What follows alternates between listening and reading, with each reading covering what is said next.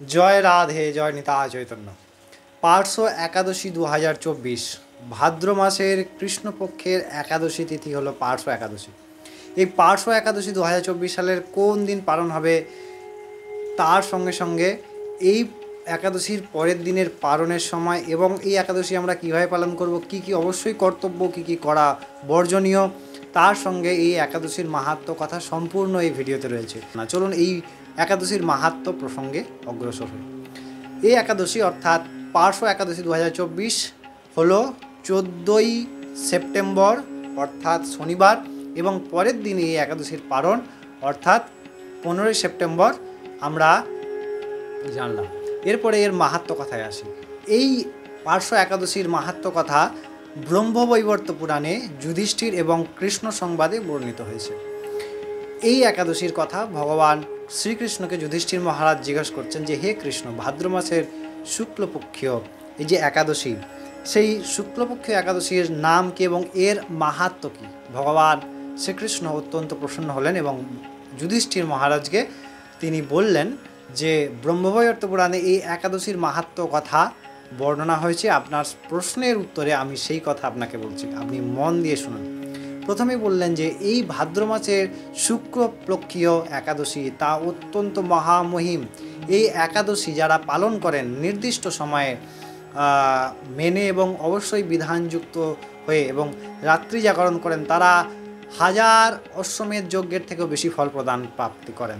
এবং অবশ্যই অশ্বমেধ যজ্ঞ করলে তার ভোগ সুখ হয় রাজত্ব অথবা ইন্দ্রলোক বা স্বর্গলোক, কিন্তু তারপরে আবার জন্মগ্রহণ করতে হয়। কিন্তু ভগবানের এই যে ব্রত, এই ব্রতে যদি আমরা সঠিকভাবে পালন করি, ভগবানের উদ্দেশ্যে নিবেদন করি, তাহলে কিন্তু আমাদেরকে আর জন্ম মৃত্যু চক্রে আসতে হয় না, আমাদেরকে দুঃখের সংসারে আসতে হয় না। সবাই অত্যন্ত দুঃখে আছি, আমিও আছি, আপনারাও আছেন। হ্যাঁ, যদি ভগবানকে সঠিকভাবে আমরা ধরতে পারি তবেই আমরা সুখ পাই। কারণ আমরা যাদেরকে নিজের ভাবি তারা কেউ আমাদের নিজের নয়, সবাই আপন। দেখে নিন সবাই যে সংসারের কত সুন্দর চক্র, শুধুমাত্র নিজের চাহিদা এবং নিজের কামনা যতক্ষণ পূরণ হচ্ছে না ততক্ষণ সবাই আপনাকে আপনার বলে প্রসন্নতা বিধান করবে, কিন্তু যখনই আমাদের স্বার্থ মিটে যায় তখন আর কেউ আপনাকেও চিনবে না, আমাকেও চিনবে না, না আমি আপনাকে চিনব না আপনি আপনাকে চিনবেন, আপনি আমাকে চিনবেন। তো এটা হচ্ছে সংসারের বিধান। ভগবান সংসারের সামনেই লিখে দিয়েছেন যে সংসার দুঃখালয়ম অসাৎ শতম মানে মিথ্যা, এবং দুঃখালয়ম মানে কেবলমাত্র দুঃখ পাওয়া যায়, আমরা সুখের ভ্রম করি।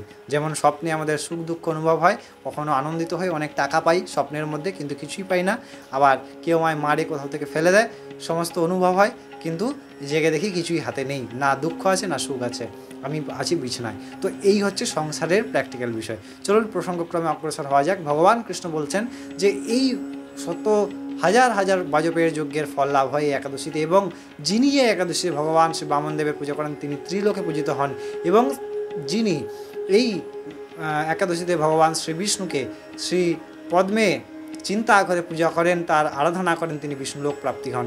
অবশ্যই ভগবানের ব্রতের ফল ভগবত প্রাপ্তি, পরম আনন্দ, পরম সুখ, পরম কল্যাণময় পদ।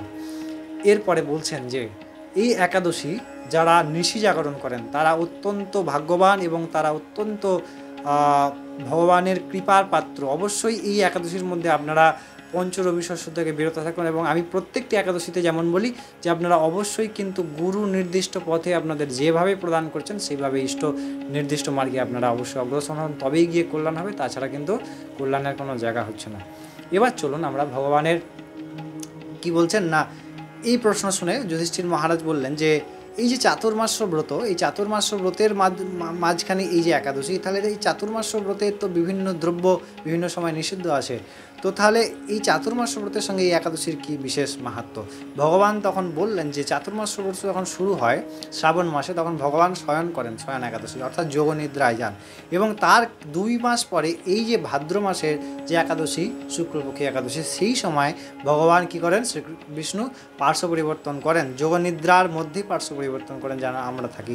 আমাদের ঘুম আর ভগবানের ঘুমের মধ্যে অনেক পার্থক্য, আমরা মৃত ঘুমাই, ভগবান যোগে থাকেন, সমস্ত ব্রহ্মাণ্ডময় ভগবানের যোগ যোগের মধ্যে থাকেন, যুক্ত হয়ে থাকেন। ভগবান নির্দিত হলে আমরা সবাই নির্দিত হয়ে যাব। তাই এই একাদশীর গুরুত্ব অত্যন্ত গুরুত্বপূর্ণ, এবং এই একাদশীতে যিনি খুব করে হরিনাম সংকীর্তন করেন, খুব করে ভগবানের নাম করেন, সাধু সন্ত মহাত্মাকে দান ইত্যাদি করে থাকেন, তাদের পরম কল্যাণ হয়, তাদের পরম মঙ্গল হয়। এবং এই চাতুর্মাস্য ব্রতের যে মাঝখানের একাদশী, তাই এই পার্শ্ব একাদশীর গুরুত্ব মহামহিম। এবং এই একাদশীর গুরুত্ব আরও মহামহিম হয়েছে কেন না, এর পরের দিনই কিন্তু ভগবান শ্রী বামনদেবে প্রকট হয়েছেন।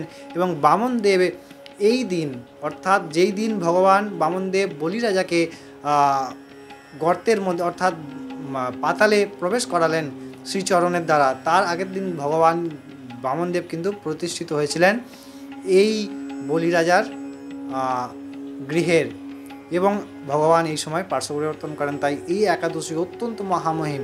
এই একাদশীতে আমরা অবশ্যই এই 10টি দ্রব্য যা আমরা আগে বললাম সেগুলি মেনে পালন করি এবং খুব করে হরিনাম সংকীর্তন করি। এবং এই একাদশীর মাহাত্ম্য আমি যতটাই বলতে যাই ততটাই খুব কম হয়ে যায়, যতটাই আমরা বর্ণনা করতে যাই ততটাই খুব কম হয়ে যায়। যেমন যদি আমরা পাপাচরণ করি তাহলে এর ফল অত্যন্ত বেশি পাবো, আর যদি আমরা ভগবত আলোচনা করি, ভগবানের উদ্দেশ্যে কর্ম করি, হরিনাম জপ করি, ভাগবত কথা অমৃত আস্বাদন করি, তাহলে ভগবান আমাদের অত্যন্ত কৃপা করবেন, অত্যন্ত দয়া করবেন। অবশ্যই আপনারা এই একাদশী নিজে পালন করুন এবং সবাইকে পালন করতে সাহায্য করুন। অবশ্যই প্রাত্যহিক আমাদের সঙ্গে শ্রীমদ্ ভগবত গীতা কথামৃত প্রত্যেক দিন সকালের সঙ্গে যুক্ত হয়ে থাকুন। এবং অবশ্যই শাস্ত্র এবং ধর্ম নিহিত এবং প্রত্যেকটি বারব্রত উপবাস নির্দিষ্ট সময় আপনাদেরকে প্রদান করে থাকি স্বাস্থ্যসম্মতভাবে। অবশ্যই সাবস্ক্রাইব করে সঙ্গে জুড়ে থাকুন। ততক্ষণ অনেক ভালো থাকবেন, সুস্থ থাকবেন। জয় রাধে, জয় নিতাই শ্রীরাম।